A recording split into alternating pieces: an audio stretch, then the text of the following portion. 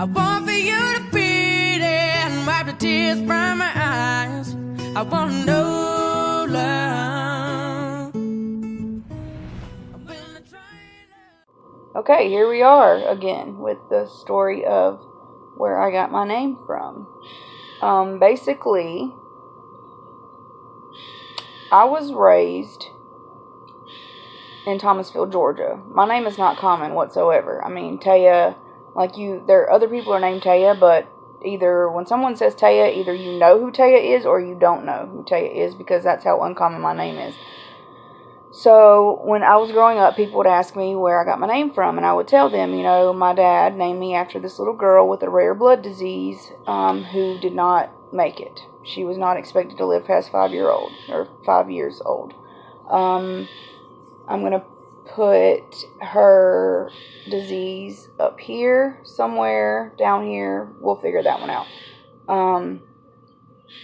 But the backstory is there was this little girl. She was 2.5 years old. My grandfather used to deliver dry cleaning to her mother's father, every day, or on Tuesdays, Thursdays. I can't remember what she said. But they just fell in love with this little girl, and their family fell in love with my grandpa. So she was on a walker. She could not walk for herself. She could not speak other than, certain words. I think she spoke like 4 words at 2.5, 3 years old. She was in the Mockley newspaper. I'll post clips at the end of the video. But she wasn't expected to live past 5. She was 1 in 3 that was diagnosed with this disease. And again, I'll post that somewhere. But, so all growing up, I was asked where my name came from, and all I could say was, this little girl that passed away, my dad was in love with, and he named me after her because she was such a special little girl. Fast forward to a couple of weeks ago. My brother, Waylon, he's 24, he lives in Georgia. He gets a message from a lady named Miss Tammy. She asked him, she was actually looking for my father. My brother's a junior. And she asked my brother about his sister, and he told her, whatever. And then he messaged me and he says, hey, you need to message this lady Tammy. She's really nice. She needs something to tell you something or whatever, for you to talk about something with her. So I messaged her. Before I could message her, I added her on Messenger, and I had already had a message waiting. So we figure out that it was her daughter that I was named after. And not only that, but the little girl who wasn't supposed to live past 5 years. Why is that so hard for me to say? She is still alive. She is still alive. She is 37 years old. She still has trouble with her speech. She still cannot run. She still cannot drive, but she is alive. So all these years I've been telling people I was named after a special little girl with a rare disease, and wondering what type of person she would have been and what she would have looked like, and, would she like her name as much as everyone else loved my name, and, just would I ever meet her, and what it would have been like had I met her, and all this stuff. So imagine my excitement. I was like in tears about it. It's very emotional for me. And I get a message yesterday. I added her to Facebook and everything. We exchanged hellos and whatnot. And so I get a message yesterday. And she was currently in Alabama. That's where she lived. But her message told me, she asked me what I was doing, and told me that she was in Fort Myers, Florida, where I live and where she was born and raised.